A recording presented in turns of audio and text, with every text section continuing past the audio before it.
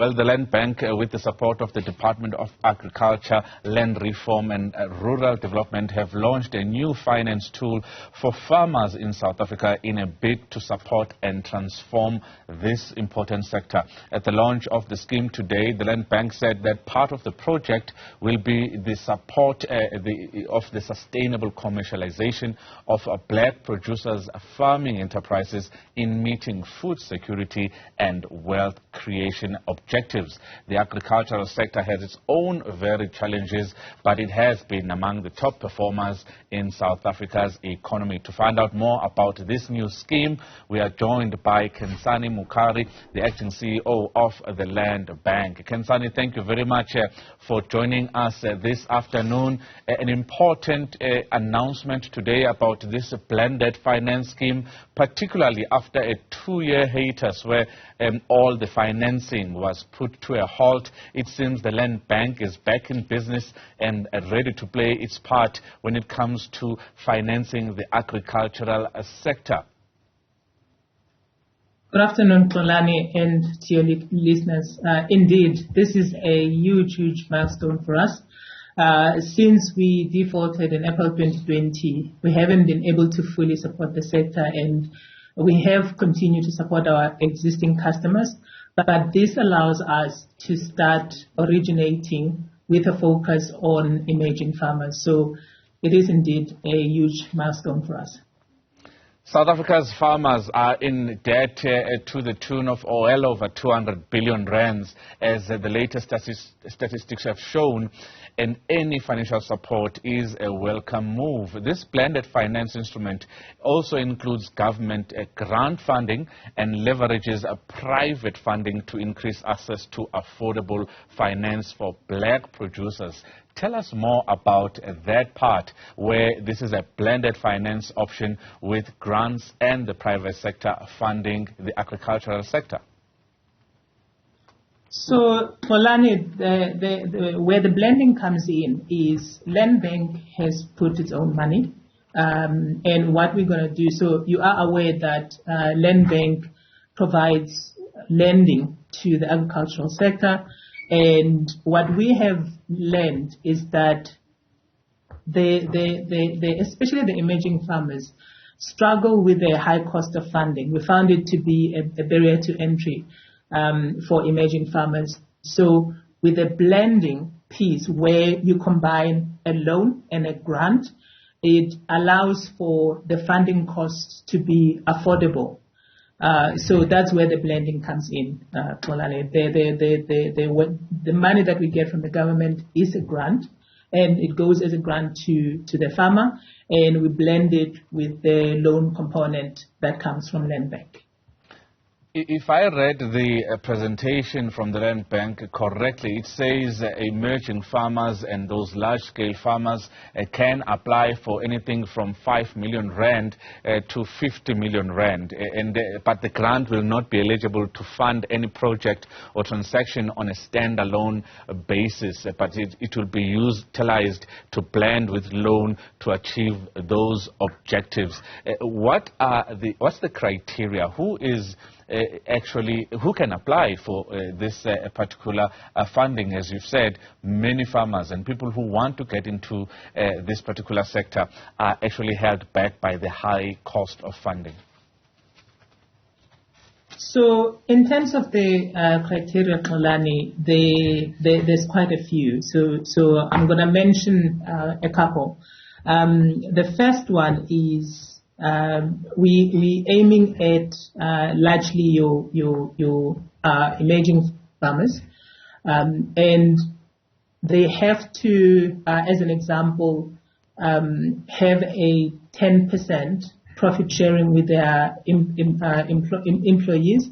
So what we're trying to encourage, or the scheme is trying to encourage, is basically the economic emancipation of farm workers as well. So if they have a share of the profits, everybody wins. You also need to so firstly, maybe let me address the issue around the who can qualify. I think you've outlined. It ranges from We've got 5 million, which is grant to 50, and all individuals can actually apply. If it's a JV or a partnership of some sort, there has to be an ownership of 60% from a previously disadvantaged or previously disenfranchised individual, and the other party can hold 40%, and those are the thresholds. So those are some of the criteria, Kalani, that we're looking at. The Land Bank also saying at the presentation that the scheme will accelerate land redistribution and make land reform more of a success, which have been elusive with targets that have not been met over the years. Explain this as it suggests that the Land Bank will allow the purchasing of land as well. So currently, the Land Bank funds everything to do with farming, as you're aware.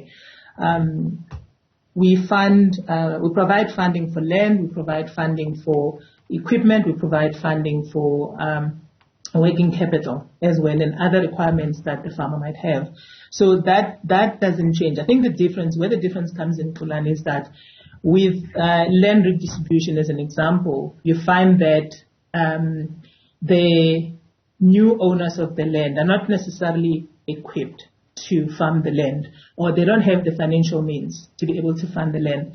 So the new blended finance scheme, the way it will work is we're going to provide pre and post finance, amongst other things, and that will help provide the technical skills that are required by a farmer to be successful. And as an organization, we'll be working the journey with the farmer and making sure that their enterprise is a success. So it's twofold. It's from a funding perspective, where we'll provide the funding that is required, as well as help provide the technical support to the client. I also saw a list of certain operations such as nut farming and avocado farming among a list of sectors that you are particularly interested in as the Land Bank. Are those, is that the criteria for only this particular funding, or is it wider than that, or are you just interested in more support for those particular listed sectors like nut farming and avocado farming as well?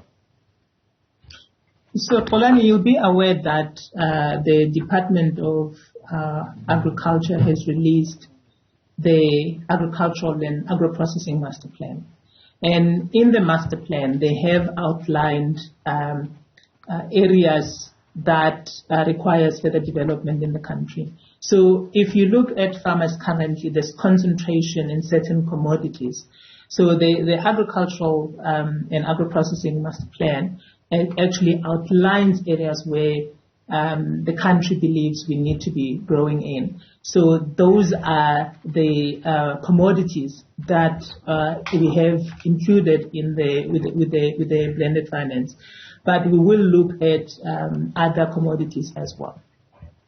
When it comes to the need for such finance, it is absolutely great in this country. When can those who are interested start applying? Because it was actually launched just a couple of hours ago.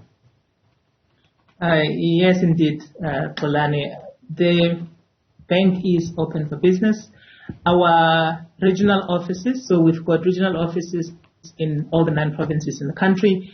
They are ready and waiting. So customers can actually start applying as soon as today. I'm assuming tomorrow, given that it's late already. So we are ready to go. Khensani Mukhari, the acting CEO at the Land Bank. Thank you very much for your time talking to us there about a much-needed scheme that is a blended finance scheme for emerging farmers, particularly black farmers that are actually entities that are transformed to be supported financially through grants and loans. And this is a good one since even the Land Bank itself has been faced with many challenges in the past 2 years, including that default on a 50 billion rand loan, which is still something that is part of their turnaround strategy. Thank you very much, Khensani, for your time. Well, on that note, it's time to take a look at how the JSE is performing at this hour.